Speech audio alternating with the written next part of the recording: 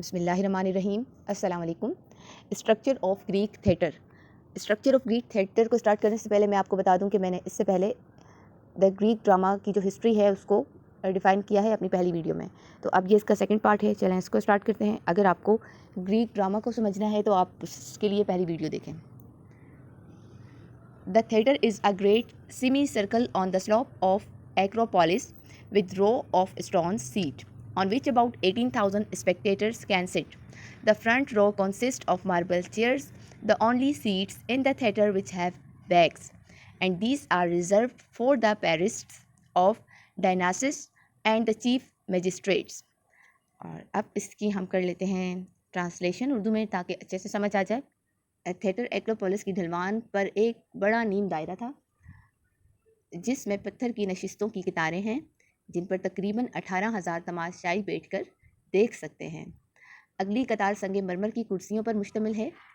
Theatre में वाहिद वही नशिस्तें हैं जिनकी पुश्तें हैं यानी कि जिनके बैग्स हैं, वरना जो पत्थर से बनी हुई सीट्स हैं उनके बैग्स नहीं हैं।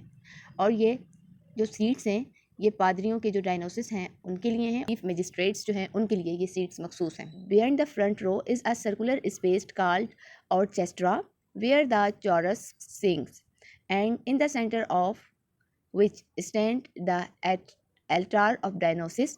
Beyond the orchestra is the stage on which the actors will act, at the back of which is a building painted to look like the front of a temple or a palace, to which the actors retire when they are not wanted on the stage or have to change their costumes. अगली जो कतार है उससे दूर एक circular जगह है जिसे और आर्चेस्ट्रा कहा जाता है।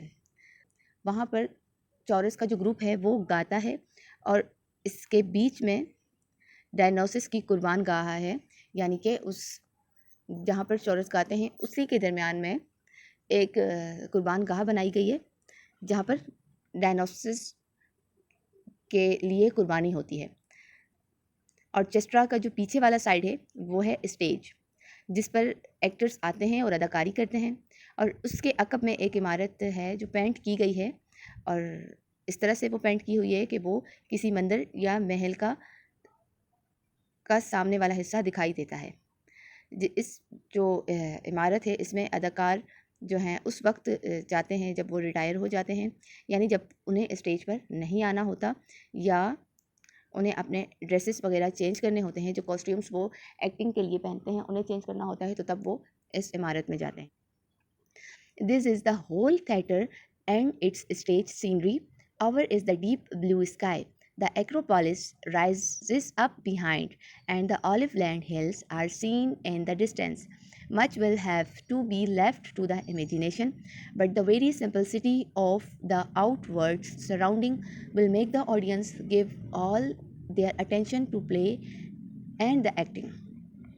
यहाँ पर बताया जा रहा है कि ये पूरे थिएटर का मनाज़र है जो हमें पहले बताया गया है, यानी ऊपर है गहरा आसमान नीला, एक्रोपोलिस पीछे से ऊपर उठता है और जैतून से लदी पहाड़ियाँ फासले पर नज़र आती हैं, और बहुत कुछ वो इमेजिनेशन पर भी छोड़ता है। जो एक्रोपोलिस का थिएटर है बहुत सारी चीज़ें ऐसी भी हैं जिसको हम तख़य्युल में जाकर सोच सकते हैं, लेकिन ज़ाहिरी जो माहौल है वो इंतहाई सादा है। जो देखने वाले हैं सामाईन उनको अपनी तमाम तवज्जो ड्रामे और अदाकारी पर रखने में कोई इस थिएटर में दिक्कत पेश नहीं आती। When the play begins, there will only be 3 actors on the stage at once. They will wear very elaborate costumes and a strange-looking wooden shawl called cothurnus or buskin, about 6 inches high, on their shoes to make them look taller and more impressive, and over their faces a curious mask with a wide mouth, so that everyone in that vast audience will hear them. यहाँ पर बताया जा रहा है जब drama शुरू होता है तो उस वक्त 3 जो एक्टर्स हैं वही स्टेज पर एक टाइम पर होते हैं, और उन्होंने बहुत वसीओ अरीज़ सा लिबास पहना हुआ होता है, और उनके जो जूते हैं वो एक अजीब सा नज़र आने वाला उसमें लकड़ी का तला लगा हुआ है जिसे कोथोर्नस और बॉस्किन कहते हैं। तकरीबन वो 6 इंच ऊँचा है, और वो जो जूते उन्होंने पहने हुए हैं वो लकड़ी का तल्ला 6 इंच ऊँचा है उन जूतों पर। ताकि वो लंबे और ज़्यादा मुतासिर कुन नज़र आ सकें लोगों को। और उनके चेहरे जो हैं, उनके ऊपर जो मास्क है वो चौड़े मुंह के साथ है।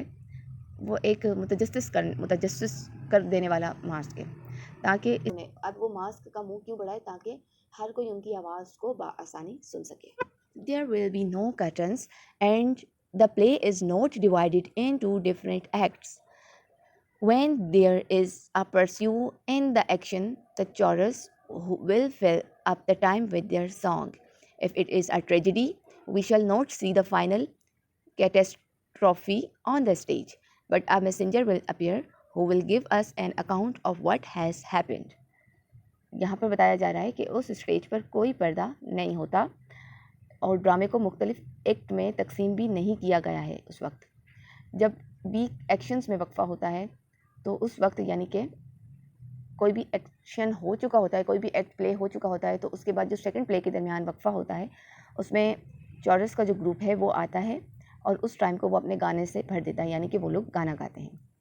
अगर कोई भी ट्रेजिडी हो गई होती है तो आखिरी जो तबाही होती है, जो टाइम होता है, उसको स्टेज पर नहीं दिखाया जाता, लेकिन इसके बजाय क्या एक मैसेंजर आता है और वो आगे की सारी ट्रेजिक स्टोरी को सुना देता है।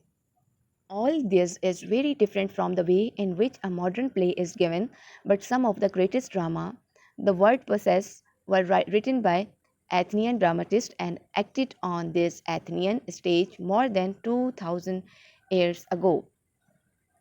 अच्छा, ये जो सब कुछ इस ड्रामे में हो रहा है वो एक मॉडर्न ड्रामे से बिल्कुल मुख्तलिफ अंदाज में पेश किया जाता है। दुनिया के जो कुछ अजीम ड्रामा निगार हैं और उनके लिखे हुए जो ड्रामे हैं, जैसे कि एथनिस के ड्रामे, ये 2000 साल कबल एथनाई स्टेज पर ही पेश किए गए हैं अदाकारी के साथ। तो अब ये जो एंशिएंट ग्रीक प्ले राइटर्स हैं, इनकी बात होगी नेक्स्ट वीडियो में इंशाल्लाह, और मैं आपको उसमें बताऊंगी कि जो कदीम जो यूनान के प्ले राइटर्स हैं वो कौन कौन से हैं, और उनके बारे में बताऊंगी और उन्होंने किस तरह से उस दौर में ड्रामे लिखे हैं। तो इस वीडियो का जो थर्ड पार्ट है इंशाल्लाह मैं बहुत जल्द अपलोड कर दूंगी। तब तक के लिए अल्लाह हाफ़िज़। तो हमें याद रखिएगा और दुरूद पाक पढ़ते रहें और मेरी अम्मी के लिए दुआ करें कि अल्लाह ताला उन्हें जन्नतुल फिरदौस में आला मकाम अता फ़रमाए, और चैनल को सब्सक्राइब कर दें अगर आपके लिए वीडियो हेल्पफुल है तो, अदरवाइज़ आपकी मर्ज़ी।